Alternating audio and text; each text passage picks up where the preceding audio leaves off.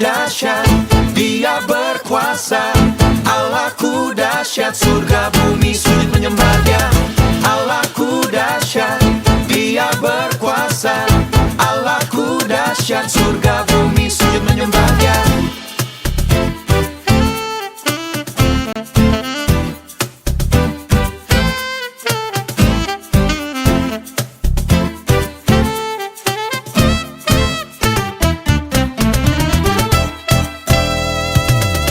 Dari utara ke selatan terdengar pujian bagi Allah. Dari barat sampai ke timur, nama Yesus disanjung tinggi. Dari pulau-pulau, lembah-lembah, gunung-gunung yang tinggi, kemuliaannya disaksikan, kebesarannya diceritakan. Yesus, Yesus, nama Yesus disanjung tinggi dari pulau-pulau. Terima kasih untuk kita sekalian sudah membacakan firman Tuhan pada saat ini. Kembali lagi saya akan membacakan ayatnya yang kelima. Dan pengharapan tidak mengecewakan, karena kasih Allah telah dicurahkan di dalam hati kita oleh Roh Kudus yang telah dikaruniakan kepada kita. Selamat malam semuanya, shalom.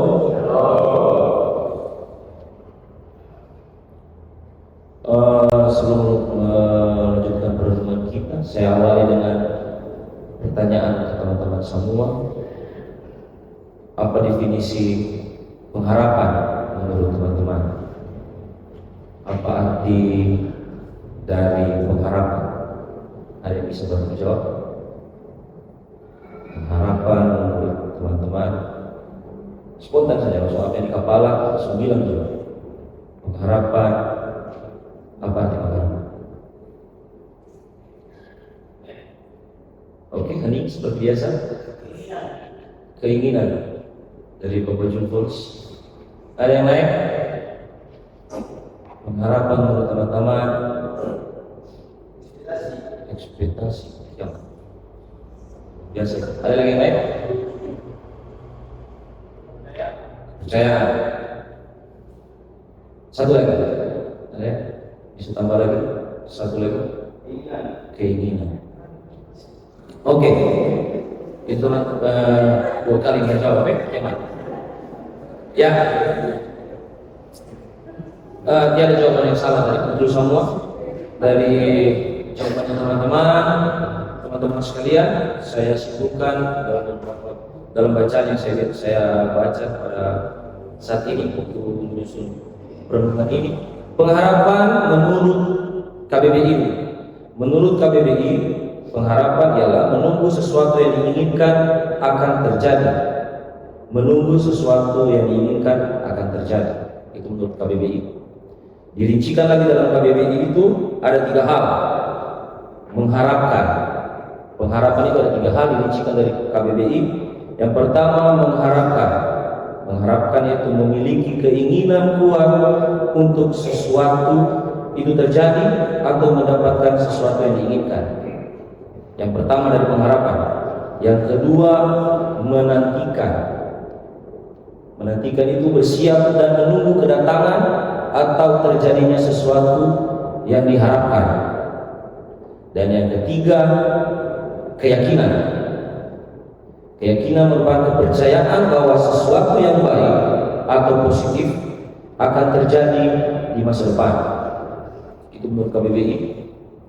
Pengharapan merupakan hal yang positif karena mendorong seseorang untuk terus berjuang dan berharap akan hal-hal yang baik. Pengharapan juga bisa menjadi kekuatan yang mendorong seseorang untuk terus bergerak maju meskipun menghadapi berbagai rintangan. Ya, jadi pengharapan menurut KBBI ini hal yang positif, yaitu pengharapan merupakan hal yang positif karena mendorong seseorang untuk terus berjuang dan berharap akan hal yang baik. Itu arti pengharapan menurut KBBI. Sekarang saya artikan pengharapan menurut Alkitab dari sumber-sumber yang saya baca. dari hal-hal yang saya coba cari apa itu pengharapan dalam Alkitab. Dari hasil bacaan saya pada saat ini dalam mempersiapkan renungan ini, saya mengambil satu kesimpulan dari beberapa sumber dalam Alkitab, selalu mencakup tentang pengharapan dalam Alkitab itu tentang janji Tuhan. Semua itu saya baca semua, ujung-ujungnya selalu harapan itu menuju kepada janji Tuhan. Apa itu janji Tuhan? Janji Tuhan ini banyak aspek.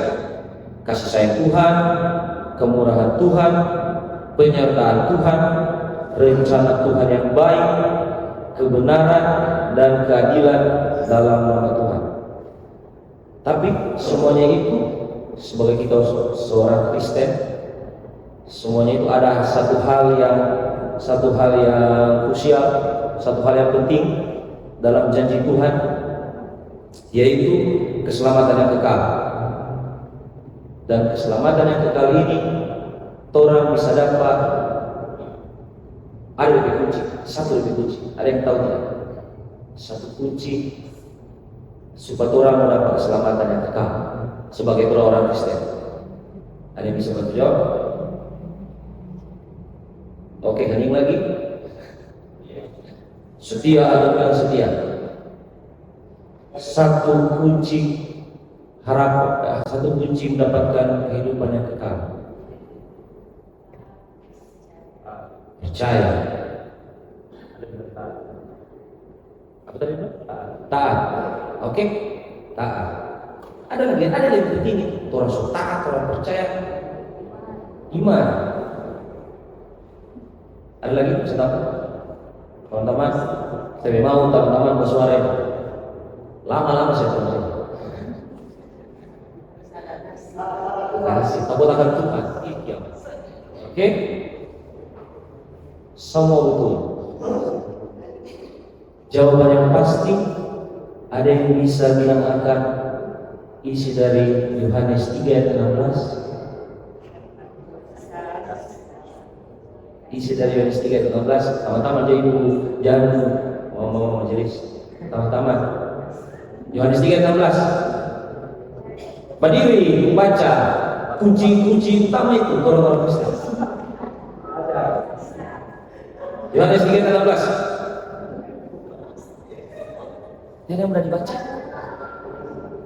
Baca kamu Yohanes 3 ayat 16. Satu orang.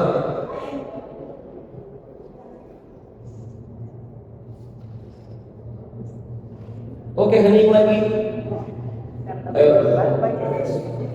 Jangan ngomong majelis, si teman-teman supaya lebih aktif. Yohanes 3 ayat 16. Satu orang. Mohon berdiri baca ayat Tuhan.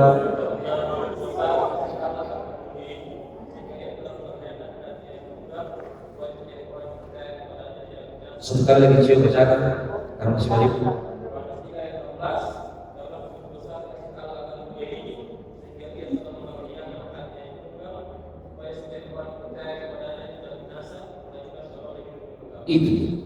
Itu kunci utama orang Kristen. Orang setia dan taat sama-sama begitu. Itu spesialnya orang Kristen. Kunci utama untuk mendapatkan keselamatan, kehidupan yang kekal, yaitu dengan percaya dan yakin sama Tuhan Yesus. Sama seperti percaya sama Tuhan Yesus ini sama seperti tiga hal yang tadi kita bilang untuk KBBI. Berharap, menantikan, dan yakin. Itu pengharapan yang kekal dalam Alkitab yang bisa saya sampaikan sama teman-teman. Oke, teman-teman semua, kata pengharapan ini sangat penting sama dalam hidup. Apalagi di masa muda orang, mungkin teman-teman pernah alami hal-hal yang bikin orang jatuh, bikin orang sedih. Mungkin ada teman-teman yang ada perhatian yang kelas di sini. Di mana ya? Ada? Yuk, nanti di kelas mungkin. Yuk, aja ini ada saja ini. Itu contoh saja itu, contoh hal-hal yang berkaitan di masa pelajaran, zaman sekolah, mungkin di kelas, atau sama lo kalau yang belum ada. Kita juga rasa itu buat di kelas, lulus SMA, kita rasa juga itu. Mungkin juga dalam hal-hal percintaan, dalam suara para, baik-baik bukan, ujung-ujung juga kandas. Dulu kita rasa kayaknya ini. Oke, teman-teman semua, artinya dari semua yang saya sampaikan itu, dua contoh itu, kekecewaan itu rasanya seperti hal yang sangat terbebani dalam kehidupan orang. Tapi mesti orang tahu kekecewaan itu satu hal yang terbatas. Kalau harapan ini tiada terbatas. Kenapa kita bilang begitu? Karena kalau menurut pribadinya dari pengalamannya kita bilang kekecewaan itu terbatas. Kita ambil contoh di kasusnya kita tadi lulus. Ya kita kecewa cuma gara-gara lulus. Terbatas, cuma gara itu saja. Ada hal-hal yang lain.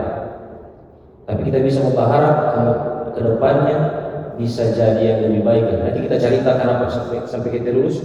Saya lanjut dulu bacaan.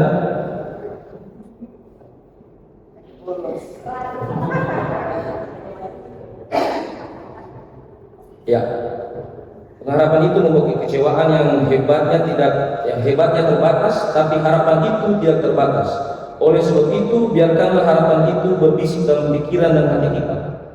Jangan bungkam bisikan itu, karena masalah yang kita hadapi terlalu berat dan banyak.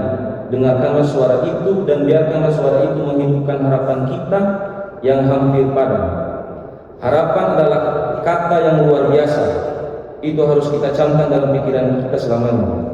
Harapan adalah kata yang memberikan pencerahan, bersinar dan gemerlap, membuat kita melihat ke depan, menjadikan kita lebih berani dan memiliki kepercayaan diri dalam Tuhan tentunya. Harapan membuat kita memiliki hari esok untuk bisa bertahan hidup. Kita harus memiliki harapan. Harapan membuat kita mampu keluar dari situasi dan kondisi yang mengurung kehidupan kita. Ya, menurut bagaimana kita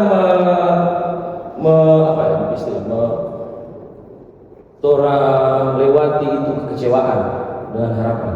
Dari bacaan kita tadi, Roma 5 ayat 1 sampai 5, pada ayat yang ketiga sampai keempat disebutkan bahwa pengharapan adalah hasil akhir dari sebuah proses. Harapan itu hasil akhir dari sebuah proses. Jadi kalau misalkan bisa kita urut, pertama itu kesengsaraan, kedua tekun, ketiga tahun uji, keempat pengharapan. Pengharapan itu ya ada hasil, no? Pengharapan bukanlah sesuatu yang diletakkan di depan, bukan terjadi seketika, namun melalui proses. Untuk dapat memiliki pengharapan yang tidak mengecewakan, seseorang sebelumnya telah memulai kesengsaraan. Kemampuan bertahan diri sebagai pergumulan hidup menimbulkan ketekunan. Ketekunan tersebut masih akan diuji sehingga berbuah pengharapan. Yang kita bilang tadi, kita kasih contoh dalam kita kasus tidak lulus. Kita tidak lulus, bisa kita bilang bukan karena bodoh juga. Lumayan kita berotak, lumayan encer, tapi guru lain itu. Karena hal yang paling besar yang bikin kita lulus itu karena bodos, masuk sekolah. Kalau cerita ini 1 sampai 4 SMA tidak masuk akal. 1 sampai 4 tahun pertama SMA 1, berikut SMA 2, bosan SMA 2 pindah SMA 3. Semua bilang mau sekolah dulu, tiba-tiba almarhum tapi opa saudara di SMA 4. Kau cuma 2 minggu lagi dari sana. Akhirnya ujung-ujung semakin di sana. Nah, di situ kita lulus, no? Cerita kita lulus. Semakin terkadang memang murid-murid yang DP istilah buangan. Nah, salah satunya kita buangan dulu. Lulus dulu. Nah, di sini kita bilang proses harapan. Proses harapan di sini kita bilang yang kita rasa. Proses yang kita rasa dalam harapan. Dulu waktu dia lulus itu, mungkin pemikiran yang bodoh kita rasa dulu. Karena kita bisa bilang kita agak sedikit ego dan kita beriman dulu ke SMA. Kita terima dulu itu lulus itu. Karena Tuhan kasih lulus sama itu dulu. Kalau bicara dulu ini juga artinya kita pertama PKK, kita pertama sama segala macam, dia tahu apa kita hidup semua sama-sama orang dulu pelayanan dari suara dulu segala macam, SMA mulai menyanyi, kita terima dulu terus sampai ada mungkin 1 bulan kita tidak mau ibadah dulu karena kita terima sekali terus. Karena itu loh Tuhan kita harus pelayanan ya. Kita bolos ini, bisa kita bilang juga dulu kita bolos ini karena lain dalam pelayanan. Itu kita alasan kenapa kita terima. Sampai suatu hari duka di belakang sini, opa menado meninggal. Dikit sih, ibadah duka, menyanyi ya, soalnya bebas minum no, mabuk dulu. Tiba-tiba waktu duduk ada orang pegang kita ke kepala. Itu almarhum Pasan Dewan, dulu masih pendeta di sini. Tiba-tiba pegang kepala, ada sedih itu cerita. Pegang kepala, dia cuma bilang apa yang anda bengkeng bukan dari Tuhan, tapi dari anda sendiri. Dari anda sendiri ini yang bengkeng anda sampai begini. Dulu kalau kita almarhum dulu kita panggil papa sama dia karena kasta biasa. Papa dengan dari anak mama, anak model bagaimana sudah mau buka gereja, sudah mau dengan segala macam. Cuma itu saja pesan.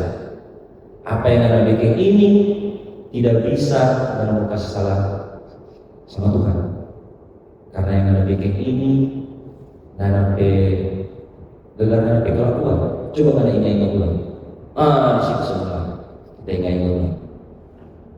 Karena kita bolos. Nilai dia masuk, ujian pun kita bolos akan. Di situ awal dari yang susunan tadi kesengsaraan. Yang kita rasa, aduh seperti kita ini salah buat kata-kata karena Tuhan kita lulus segala macam. Mulai dari situ kita mulai dari DP. Hal yang kedua tadi ketekunan. Kita mau suka kasih baik ini tidak lulus ini. Tahun depan mulai mendaftar di SMA satu lagi yang mau buka. Teman-teman sekalian, mungkin kalau dulu itu lulus itu rasa memang betul-betul malu gila memang. Teman-teman lain suka pakai kemeja, pakai kuliah musiman. Kenapa kita pagi-pagi baju SMA? Dulu. Untuk jalan kita kesengsaraan ini kita tekun. Tadi dibilang sini kesengsaraan, ketekunan, tahan uji. Kita tekun pergi ke sekolah. DP tahan uji itu tahan malu. Kita masuk perjuangan sini Sukawen. Itu dulu ada nama Andri kemana DP ada sini ada Sintia. Itu dari PKK dulu. Sama-sama terbunuh terus. Jadi yang orang PKK ini bangun setengah malam. So mandi memang, so ganti baju memang, subuh-subuh ke sana, seorang dia. 1 tahun orang PKK ini. Pulang dari sekolah, orang tidak baju sekolah, di dalam tas ada baju. Dia pulang dari sekolah, lepas baju SMA, pakai baju biasa. Semua orang sekolah ulang. Itu yang kurang rasa 1 tahun itu. Sampai di ujian ada lagi DP masalah lagi. Itu yang kita panggil kakaknya sendiri itu kede dia bilang, kita ini manusia kede, serupa ini pelajaran ini. Kede cuma bilang, sia-sia kalau kayak gini, kurang imbang dari pagi, susahkan belajar orang ulang itu pelajaran, itu matematika susah segala macam. Puji Tuhan kasih jalan. Di mana di situ orang bisa tolong jawab hasil ujian, ada juga bantuan saiki dan dari sekolah, ada bantuan dari Tante Hiri, kebetulan dari Lulu, dia pertama mengajar di sana, dia juga bantu. Kita serupa tua siapa nama Pak Guru Ambon ini SMA 2, itu juga salah satu orang yang Maliwuko, itu juga salah satu. Pak Daniel, itu juga salah satu orang yang berpengaruh dalam kehidupan. Pak Tumbarani, Pak Jahin, itu juga salah satu orang yang sangat membantu. Jadi hasil dari kita sengsara, kita tekun, tahan uji semua, kecewa segala macam semua, ternyata Tuhan masih berjalan. Ada harapan. Sia-sia kita dan kiri taruh harapan di sini. Baru kali itu memang orang berdua betul-betul Tuhan tolong gue ini, supaya tolong gue. Jadi di situ kita rasa sekali tentang apa itu berharap. Jadi melalui firman ini teman-teman, dari kisah hidupnya kita, kiranya teman-teman semua jangan berhenti berharap sama Tuhan. Setengah matinya kamu kehidupan sekarang, mungkin hal-hal yang kamu hadapi, percaya saja, pasti ada hal yang baik. Itu yang selalu kita pegang dalam kehidupan. Entah kita berkembara dan sampai kita selalu di rumah harus susah juga. Semacam orang Pikoto bilang, kemarin-kemarin orang ini banyak masalah orang pemuda ini. Tapi di situ juga kita berpikir agak ulang, jangan terlalu begitu. Terus sama-sama pelayanan, Tuhan taruh di harapan, Tuhan berharap itu supaya jalan lebih baik Tuhan pelayanan. Jadi kesimpulan dari firman Tuhan pada saat ini untuk teman-teman sekalian, Tuhan tidak merancangkan kecelakaan, tapi masa depan yang penuh harapan. Jadi selalu berharap sama Tuhan. Amin.